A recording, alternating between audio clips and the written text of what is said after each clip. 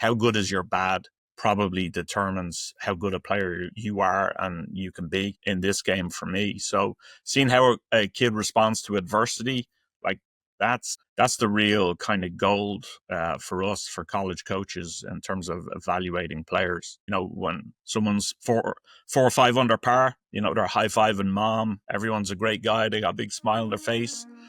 So it's easy to be wonderful in that situation. But when a guy's struggling, you see a few more layers of the onion in that instance. Welcome to the Golf Parent, where you get access to the best minds in junior golf. Today, my guest is Alan Murray, the head coach of the University of Washington men's golf team and one of the most respected voices in college golf. Alan's resume is incredible. He's the 2022 Pac-12 Coach of the Year, a former Golfweek National Coach of the Year, and he's coached multiple All-Americans, Player of the Year award winners, and helped lead the Huskies to 12 NCAA team victories. Before coaching, Alan was a professional golfer on the European Challenge and the Euro Pro Tours. Now, in this episode, we unpack what college coaches are really looking for, how to develop independence and grit in your junior golfer, and what separates the good from the great. Let's dive in. The head coach of the Huskies, Alan Murray, joins me today on the Golf Parent. Alan, thanks so much for coming on. Thanks for having me, Ryan. Excited to be here. So we're in the off season, and I'm always kind of curious, what does an off season look like in between school years for a collegiate coach? Like, what's kind of some of the things that you're managing right now? What are you looking for? Mainly recruiting, I would say. Mm-hmm. We're kind of, it's finals week here at UW, so most of our guys have left town and are kind of busy getting their summer golf organized and leaving to play tournaments. But for the coaches, it's recruiting mainly. That's kind of the thing that is keeping you busy right now. Obviously, June 15th is approaching. That's when we're able to speak to kids that have just finished their sophomore year, so the class of 2027. So I'm sure every coach has their hit list of guys that they're going to be calling, and we'll be able to field calls from those kids also. So kind of getting ready for that. And then, there's the kind of housekeeping in terms of, organizing your travel for the fall, planning events around the team, if you have a golf day or anything like that. All that kind of stuff starts to get cleaned up during the summer. Must be a wild time too, because I know that part of the NCAA rules is that you can't really reach out to any kids until a certain time. I think it's either their junior or sophomore year. Then you can actually reach out, but all year you can be fielding calls from kids and parents as well. So how's that work? Are you getting thousands, hundreds of calls? Like, how do you manage it? It's just going to voicemail, and then you've got an assistant that kind of gets back, or like I don't know. That just must be overwhelming at times. Yeah, it can be busy, but it's a good thing when you're fielding calls. Kids are wanting or showing an interest in your school, potentially wanting to go to your school. Our email box is pretty full, so there's limits on what age a kid can be to where we can respond to them. Oftentimes, we'll get emails from younger kids. You're allowed to send a generic response, just reciting the NCAA rule to them, kind of just letting them know that you're not being rude or anything like that, but that's what the rule is. So What yeah. is that age group? What's kind of what's too young for you to respond back in any meaningful way? Well, right now, for another 3 days, we can't respond to anyone that graduates in 2027 or younger. June 15th is when we can contact the 27s for the first time. But yeah, 2028 and younger, we can't reach out to them.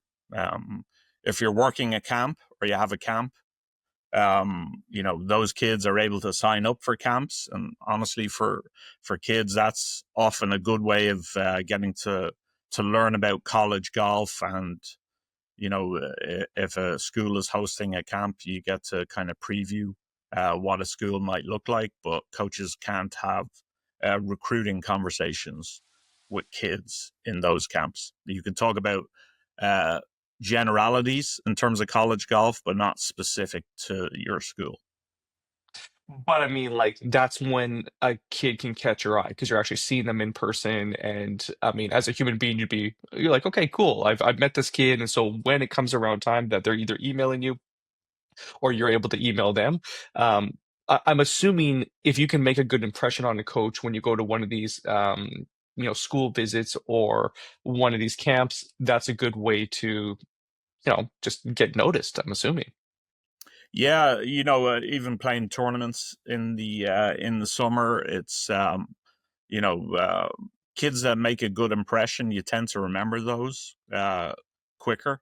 Or if it's a really bad impression, you might remember that pretty quickly. Also, we've all had one or two of those during our time. But yeah, it's the one thing I would say is related to tournaments. Don't know if I'm getting off topic a little bit here, but oftentimes you can kind of see it in the kids. They really want to perform their best in front of a coach, and that's nice if you're able to do that. But I think being a high level golfer, it's almost more about your bad. Like, how good is your bad probably determines how good a player you are and you can be in this game for me. So seeing how a kid responds to adversity, like that's that's the real kind of gold for us, for college coaches, in terms of evaluating players. When someone's four or five under par, they're high fiving mom. Everyone's a great guy. They got a big smile on their face. So it's easy to be wonderful in that situation. But when a guy's struggling, that's you see a few more layers of the onion in that instance, I would say.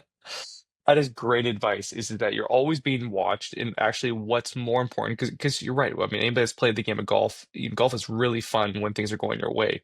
It's really not fun when it's not, or you're getting a couple bad breaks. And how you handle that adversity, as you mentioned with the layers of the onion, it shows the character. And so I think that's a great lesson for everybody listening, is to it's almost more important to how you act in those moments of being down or facing adversity that counts, especially in the eyes, it sounds like, of top level coaches. Yeah, I mean, if you want to play Division 1 college golf, I mean, it's super competitive. Everyone's trying really hard to be successful. Um, the schools and the players. So one shot.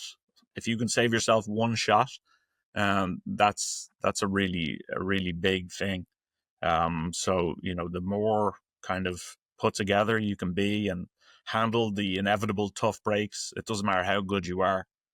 Golf's a really hard game. Everyone's going to go through disappointment to varying degrees. So your ability to handle that really well can be a huge asset. I think like Scotty Scheffler is probably just a wonderful example of that at the moment. He has unbelievable perspective, and you just listen to him talk in the press conferences. I think you could confidently say he's given himself the best opportunity to be as good as he can be in terms of his mindset. Is that something we can teach? Can we teach that mindset? Yeah, I think it's a skill that can be learned and developed for sure. I think some people naturally have a little bit of it, but I don't know if you think back any 12 or 13-year-old golfer you've ever seen. I wouldn't say everyone's always blessed with a wonderful perspective.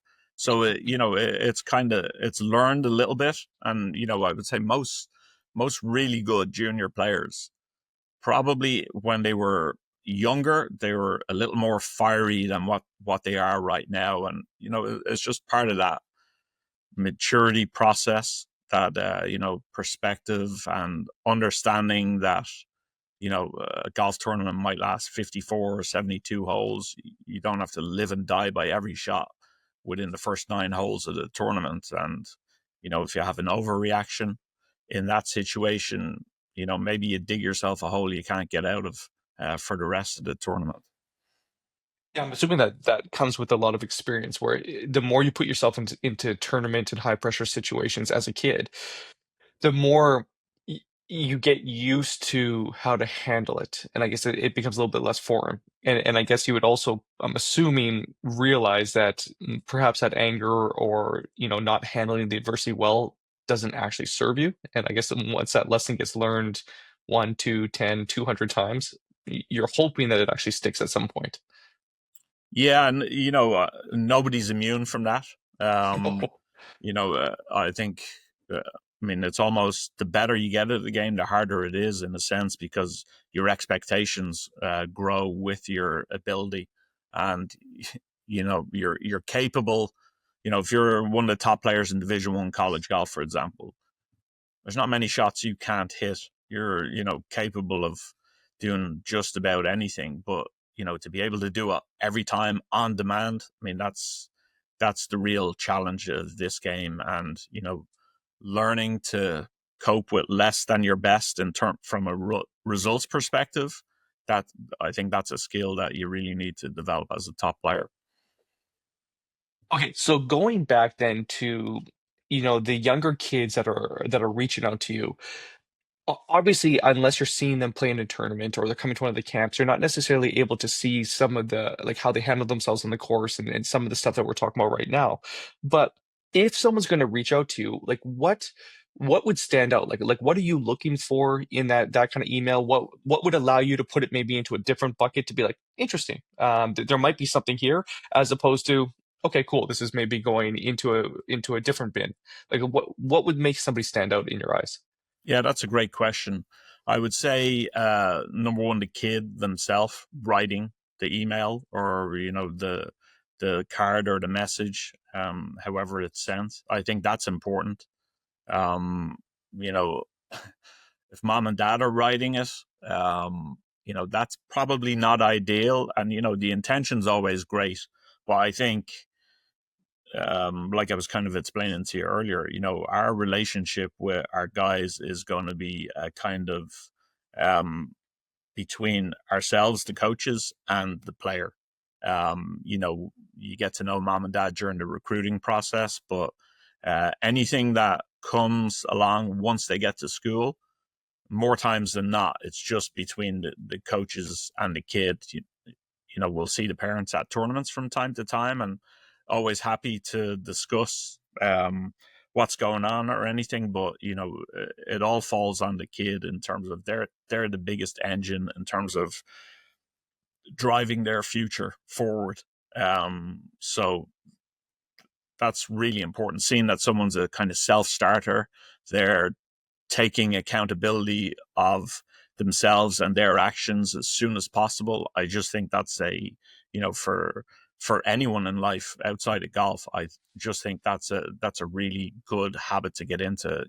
If you look at whether it's athletes, golfers, anyone in life, the most successful people, they tend to be, really kind of go getters, and they kind of embrace the responsibility, and the fact that they got to roll their sleeves up and get to work, and that's always really noticeable when you kind of see a really self accountable kind of kid. Can you put your finger on, like, in this day and age, we have a tendency to either bulldoze, obstacles out of the way of our kids, or to, always be their helicopter type parenting. And that seems to be, the antithesis to building that kind of agency or that self-starter mentality that you're talking about right now. Have you noticed any sort of patterns or trends in those kids or those students or athletes that you've worked with in their backgrounds or with their parents, and like those that seem to have that as opposed to those that don't? Because is there anything that you see as a commonality? Yeah, that's a great question. um off the top of my head, I'm not sure. um I'm not sure there's anything in particular, but I would say, again, golf or life, adversity is going to come your way regardless. And, you know, when you accomplish something, I think one of the joys in accomplishing something is you look back and the journey is really what was the fun part. And the journey's, it's filled with bumps in the road and obstacles and all that kind of stuff. But the fact that you're able to persevere, kind of deal with it, figure out ways to go through, around, over obstacles, that's really where a lot of the satisfaction comes. And I'm a parent as well, and you you want to give your kids better opportunities or better than what you maybe had, okay? And sometimes that can hurt us as parents. Like, the journey is, you got to go through it. Being there to support and provide advice and help them along is probably the best thing we can do as a parent. But they gotta, they have to have some skin in the game and go through it themselves, because it's like, studying for a test. If the parent's just going to give them the answers all the time, are they really learning anything? Probably not. So, allowing your kid to kind of go through, the hard times, but letting them know that, hey, look, we're here to help, and answer any questions you have. But you got to understand that you're going to be you're going to be a big part of getting through whatever this is. What do you think surprises kids most when they get into college golf that maybe they weren't prepared for, or something that you see time and time again where maybe that first year, that first season really kind of shocks them in some way? Yeah, great question. Number one, how busy they are. You have school and golf are pretty structured at most programs, I would say. You'll tend to have school in the morning, golf in the afternoon, or vice versa. It all depends on what class schedules are and how programs like to do practice. You always have somewhere you have to be. You always And getting to that place, you usually have to have something already done to get there. So, whether it's study for a test, have a paper, maybe you're qualifying, maybe you're leaving for a tournament and you kind of want to have your game in best shape possible. I think that's probably one of the most noticeable things. I can remember years ago asking a player, he was from a different country, kind of saying to him in like November time, early November, I said, "Well, you homesick?" He goes, "Honestly, I've just been so busy, I haven't even noticed being away." And that was kind of that was a really cool and important thing to hear. Like idle minds, when you're idle, stuff usually doesn't work out great. So I think being busy and getting in the habit of being having a kind of to-do list each day that's a really good thing, because I'm sure, as as you get older, um, our life is almost, there's a heavy to-do list portion to it, and just that being productive is that's good for your mind, good for your soul. So now we're in the off season right now, and a lot of your players have left the building. What does that look like then when you're doing like a kind of like a debrief or end of season? Like, are you giving them a game plan of what to work on in the summer? And what would you love to see from your players when they come back, assuming the ones that are returning for next season? What are you hoping that this off season looks like for them? Yeah, so at the end of the fall, we'll usually have once our kind of tournaments are finished, you give them kind of a week off. Then we're able to go into our 8-hour segment and kind of do sort of individual work. But usually, a week to 2 weeks after our last tournament, we'll meet with the guys, and it's kind of a state of the union, I suppose, in terms of where each guy's at, what we saw from them. Do that individually? Like, do you isolate that, or do you do that Yeah, as a yeah, group? we do it individually. And one of the things we'll mention to them is, you need to start to get an idea of what you're going to play next summer, because once the spring season starts, that you play a lot of tournaments in a pretty condensed period of time. It goes really, really fast. So summer golf is really important, I would say. From the college golf perspective, the summer is quote unquote off. But if you're using that to spend time at the beach with friends and all that kind of stuff, you maybe have time for a little bit of that, but not a whole lot. The best players tend to play really busy summer schedules. They're, competing at the highest level in terms of amateur golf. So they tend to get better. So you gotta keep pace with what the best players are doing. We'll meet with them in early January to kind of reiterate that point and start asking them, okay, put together your summer schedule. Let us know what you're going to play in, the dates. Again, like being organized. It's don't mean to beat a dead horse, but the more organized you are, it's just going to be helpful. It helps give you direction. So, in addition to, it sounds like that ability to overcome adversity and that ability to be organized. What are the other traits, mindset, skills that you see that really does separate the cream from the crop, or like the wheat from the shaft, or there's Yeah, all kinds of different sayings, but like what separates the best of the best from the rest? If you're serious about helping your junior golfer level up, not just guess their way through practice, you need the right tools. That's why we partnered with Tour Striker Golf, creators of the world's most trusted training aids. From the Tour Striker Smart Ball to the Impact Sling and everything in between, these are the tools used by tour pros and top coaches all around the world. Why? Because they work. And here's the best part. As a Golf Parent listener, you get 15% off everything, even sale items at tourstriker.com. Just use the code GOLFPARENT, all one word, at checkout. Train smarter, play better, Tour Striker. And now, back to the episode. I think a true love of the game. You can kind of see that in kids.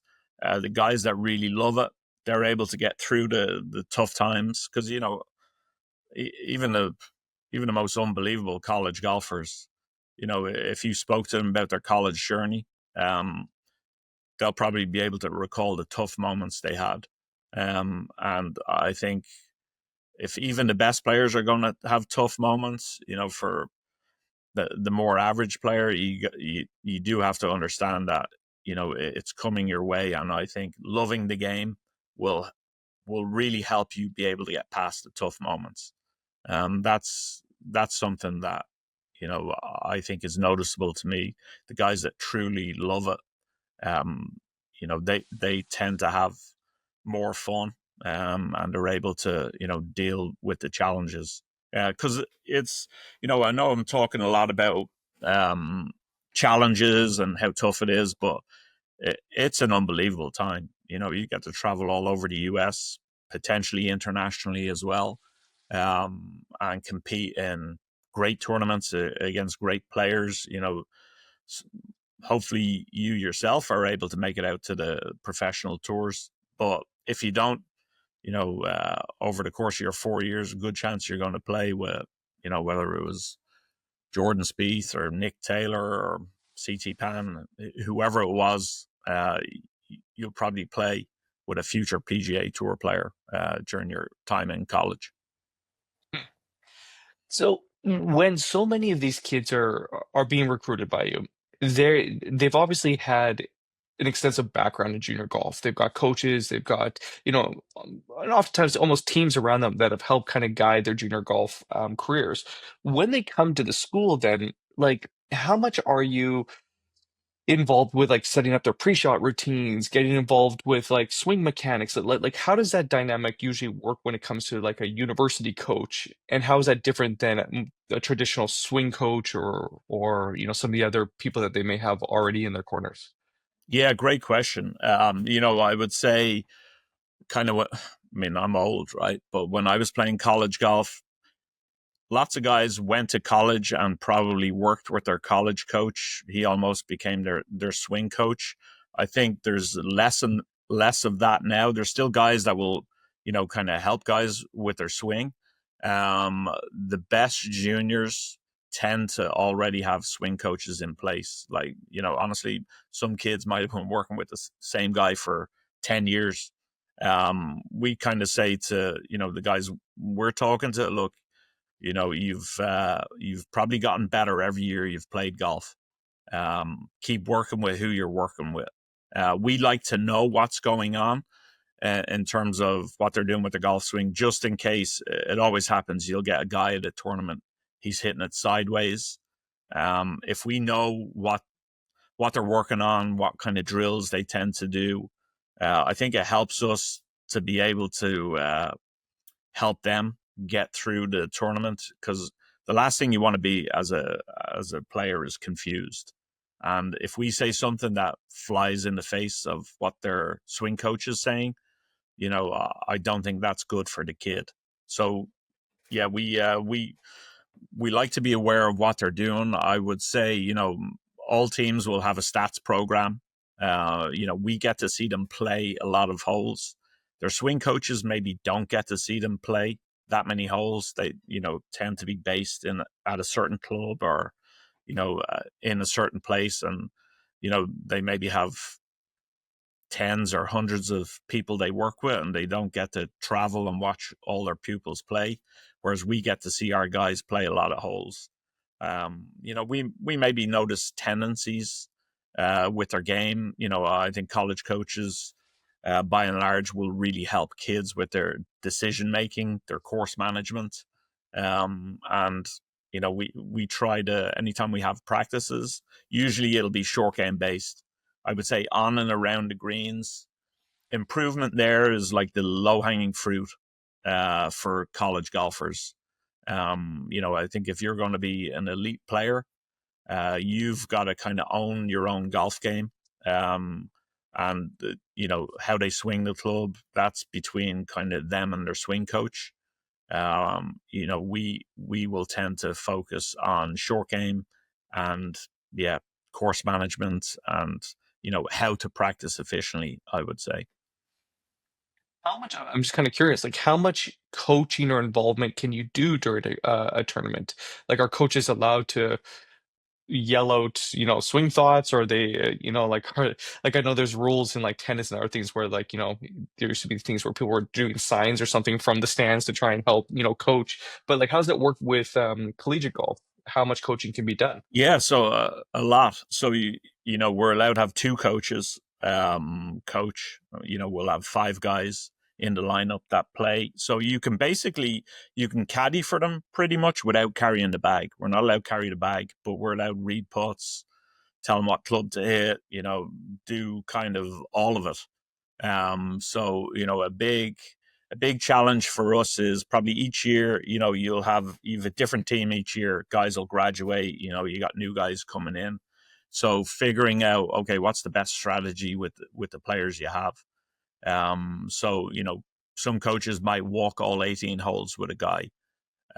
Depending on the course you're playing, maybe there's a course that has really kind of treacherous par threes, or, really cool, interesting par fives. So you might split the coaching duties in terms of, hey, I'll be on the par threes, assistant coach will be on the par fives. Maybe there's a hole that has, anything from birdie to triple bogeys on it. You might decide, hey, this is kind of a swing hole. I think we need to have a coach there. You're only allowed two coaches for all five players. So there's always at one time going to be three players that are on their own. Yeah. So, there's a lot of different ways to do it. Some players might go, hey, coach, I'm good. I don't need any help. And that's great too. I would say coaches will tend to spend the most time with freshmen. They're coming in, they're kind of learning about college golf, how it works. I would say I think the biggest lesson you learn as a freshman, and thinking back to, remember my time as a freshman, I wasn't the wisest of fellows, but I remember one of the seniors kind of saying that, hey, every shot counts. You really need to understand that. And it's so true. I think, under respecting a shot is, the sooner you learn that as a golfer, not just as a college freshman, but as a golfer, that's going to really help you. Because, like say a guy might miss a 10-footer for birdie and he's kind of frustrated, hit a great shot in there, and he goes up to hit in the 1-foot putt and misses. Maybe that happens in the first round. And then at the end of the tournament, each round you have 4 scores to count. If the team loses by 1 shot, that 1-footer that, you kind of just got frustrated with, or the previous putt, that can be costly. And then, for end of season awards, whether it's, you're trying to be on the Big Ten first team, or, you want to be an All-American over the course of a year, honestly, it can come down to 1 shot quite often. So, really, really respecting each shot is an important thing to do. So, knowing that, how do we balance the pressure of knowing that every shot counts immensely, potentially your entire career or your honors? I mean, we can project into the future what, the outcome of every shot could mean for our entire lives. How do we balance that with staying in the moment and swinging freely and, a devil may care attitude that frees us up to play the best golf? Yeah, that another great question. You've done this before, Ryan. I can see that. Well, it's $1 million question, right? Anybody that's played golf is trying to find that pocket of how to care but not care. I mean, I think you can never control the result in golf, but you can control your effort and probably your attention to detail. So I think once you've given it everything an honest effort, you know, you, you got to kind of you got to be good with that. You can learn from every shot for sure. Maybe you misread a putt, but you went through your process. You looked at it from both sides of the hole. You saw a guy putt from a similar kind of line before you, maybe, and maybe you just misread it. I mean, that happens, right? It's a game of mistakes. You can't just beat yourself up too much for mistakes that inevitably happen. Now, if you didn't read the putt, or you were just sloppy with your routine, and you were still fired up about a shot that didn't go right earlier in the hole or something like that, like I think then you have a case to kind of grill yourself a little bit. But in general, all you can do is your best, and you hope that's good enough. It's very well said. All you can do is your best, and you hope that that's good enough. Um, Growing up on the other side of the pond, how does international like junior golf and collegiate golf like obviously the US seems to be the mecca when it comes to golf and collegiate golf. But what do we not know about, European golf and, the players that are coming in from Asia and Europe and, South Africa and all these other places that might like kind of surprise people? Like, what's golf like everywhere else? I mean, golf is great worldwide. I think each each part of the world has its own kind of unique characteristics, and I mean, if you just look at professional golf, and look at where the players are from, it's kind of all over now, which is great. I think there's more challenges in certain part of the world, but overcoming challenges is what successful people do. I think the U.S. and especially the college system, like you look at every year, the guys coming out of college, a healthy percentage of the top players are ending up on PGA Tour, Live, DP World Tour, etc. It's a proven model in terms of preparing you for the demands of being a professional golfer. I think it being heavily stroke play, the quality of courses that college tournaments are on is amazing, and they're usually set up pretty hard. And then the facilities, like you look at what schools are putting into their facilities.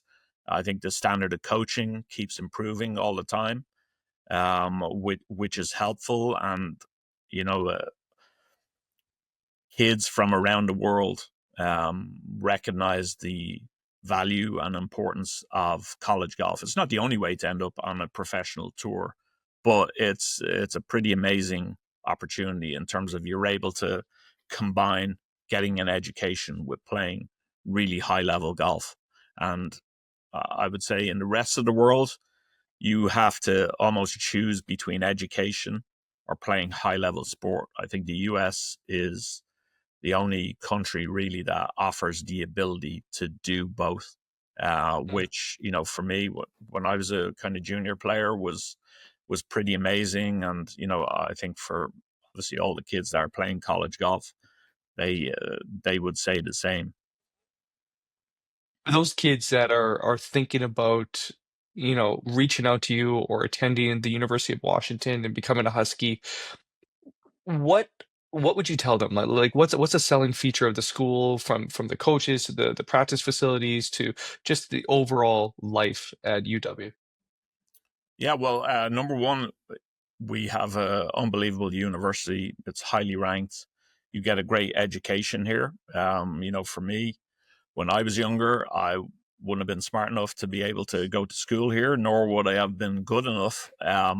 But I think if you're looking for a high level education and then playing a high level of golf, I think we're a wonderful option. Obviously being in Seattle, one of America's great cities, we're able to play golf 12 months a year here. That's pretty cool. We've a number of championship golf courses that we get to play. We play an amazing tournament schedule, so we're like lots of teams in the Division One college golf scene. We're looking to compete for and win championships, and you gotta put together the best opportunities possible uh, to allow your players to be able to improve and compete for those titles. I think our program's had a history of success. We had a tough year this past year, but we talk to our guys about handling adversity all the time. So now is our opportunity as coaches to practice what we preach, right? Um, you know, golf is hard and it's going to slap you in the face a little bit, but you just got to kind of go back to the drawing board, or stick to what it is you're doing, roll your sleeves up, try to learn from the inevitable mistakes, and get better. So that's kind of our intention. On and off for over a decade, I've lived just north of you in British Columbia. And I think what may not seem necessarily like a selling point at face value, I think actually would be, is also the weather. Yes, you can play 12 months of the year, but you're also going to be facing weather conditions that are going to prepare you for adversity later on in tournaments. You're getting rain, you're getting wind, you're getting wetter conditions sometimes, then you get the beautiful summer conditions. So I also think that, if you can play high level golf up in the Pacific Northwest, I think it would very much so prepare you. I mean, it's easy to play golf when everything's perfect, right? Like that's easy, but it's a little bit harder to be able to accept mentally that the weather's not great or it's not perfect and still be out there and being one of the guys that doesn't affect. And I heard it said once that like when it's bad weather, you're like, cool. I'm already going to beat one third of the field because they're going to be, moaning and complaining that they wish the weather was better. The other third of the field doesn't know how to play in bad weather, like, links type golf or, bad, I just mean, Yeah. not ideal, which really, if you can handle that, you're at a huge advantage. Yeah, for sure. And for us, if you're willing to go out and work on your game and practice and compete when it's 45 and rainy and in January, that's kind of an indication that you love the game.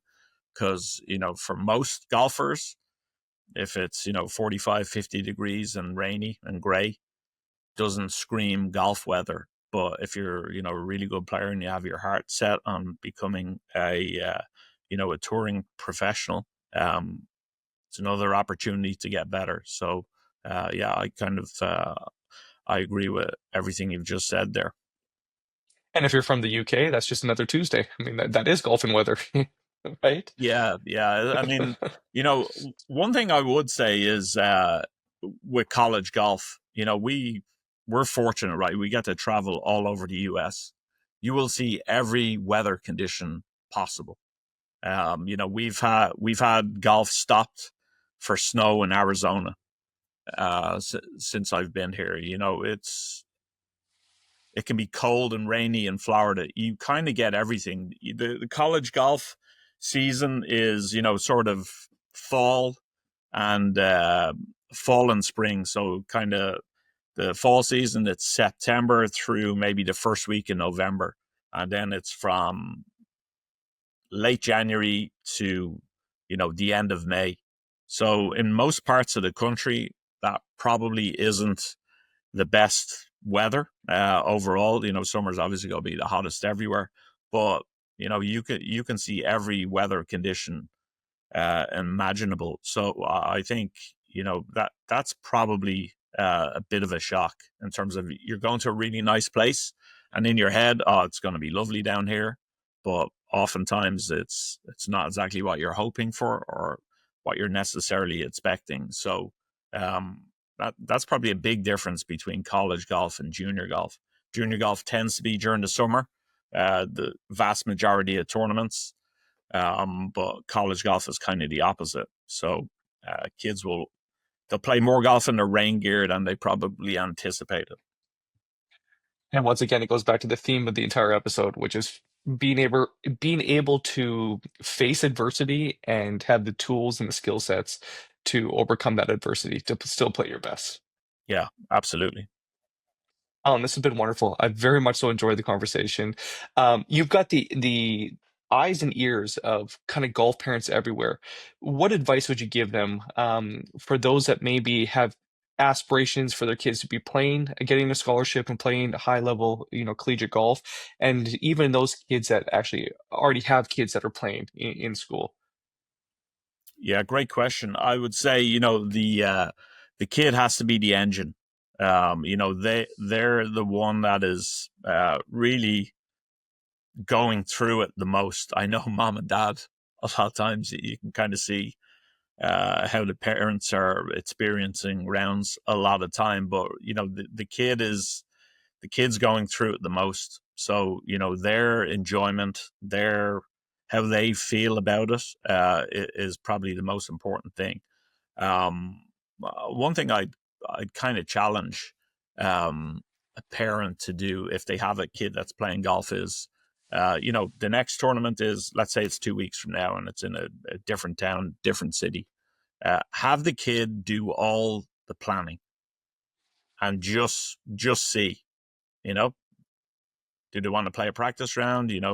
Where they want to stay, within reason. Once the kid isn't saying, "Hey, we're staying at the Ritz Carlton and I'm getting room service every night," but just to kind of see, how much attention to detail they're putting into it, because oftentimes a kid, or a parent might want their kid to be the next Tiger Woods, and the kid might like golf, but maybe they don't necessarily love it.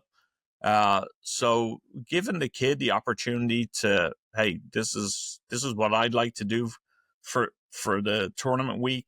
I'd be curious. A coach suggested that at a camp I was at recently, and I've been thinking about it, and I think it's a really good thing to do, because the child's energy and passion for the game is really the most important thing.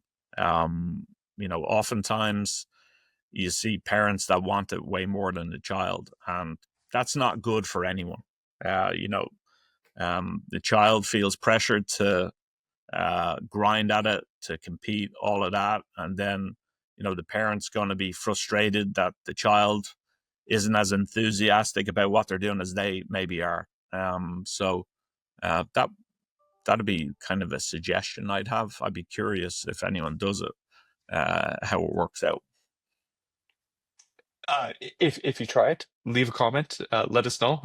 It'll get back to Alan and let him know as well, because I think it's great advice where, I mean, as parents, my wife has always said this. Oh, we have a young child, a young baby boy, Chase, and she's always said this, that we're not raising a kid, we're raising the adult that they're going to become. And she's a lot tougher on him than I am because I'm like, oh, he's just a toddler. He's just, he's like a little drunken monkey. That's totally fine. But she's like, no, no, no, no. This behavior is going to be the adult's behavior. And within reason, everything's always within reason. But I think it's true. The more, life skills and independence and confidence that you can instill in your kid by having them make their own decisions, deal with the consequences, all that good stuff, you're just going to be raising a better adult, which is what I think our job is. Yeah, absolutely. Couldn't agree more. That's great advice. You got a good partner there. She's the best. She doesn't listen to the podcast though, so she won't hear this, but I'll tell her after. Alan Murray, thank you so much for your time. This has been absolutely great. We're going to be rooting for the Huskies this year, and yeah, is there anything else that you'd want to share, or anything else you want to leave with maybe the junior golfers that will be listening? Oh, let me see. We had a really good player recently, and his parents went to nearly every tournament. If not both parents, one parent would. And I remember, I was on a different hole, or I'm walking up to the hole that he's on, and I kind of saw his mom, and I said, "How's he playing today?" And they're like, or what score was he? And they're like, "I have no idea, but he seems to be having fun." And that's great. And it was I think it's the only instance of a parent that was completely unaware of the score. And, it's the most amazing family, from afar, just watching the parent-child dynamic. It's amazing. You kind of, hey, if I could have that kind of relationship with my kid, it was, I'd be just thrilled to bits. And there was like zero pressure being applied. They were enjoying watching their son enjoying himself, because he loved to play golf. And that's when I think about parent-child interactions in golf, that's the first thing that comes into my head. And that's I'd say that's the gold standard. What a beautiful model for all of us. Alan, thank you so much. I look forward to our next conversation. And again, we'll be rooting for you this upcoming season. Thanks a lot, Ryan. Appreciate you having me on. Take care. Thanks for tuning in. As a fellow golf parent, I know how much this journey matters. If this podcast helped you even 1%, please consider following and reviewing it. It's the #1 way to grow the community and keep bringing you elite insights week after week. And while you're here, check out the show description for exclusive discounts from our sponsors, handpicked to help your junior golfer train smarter and play better.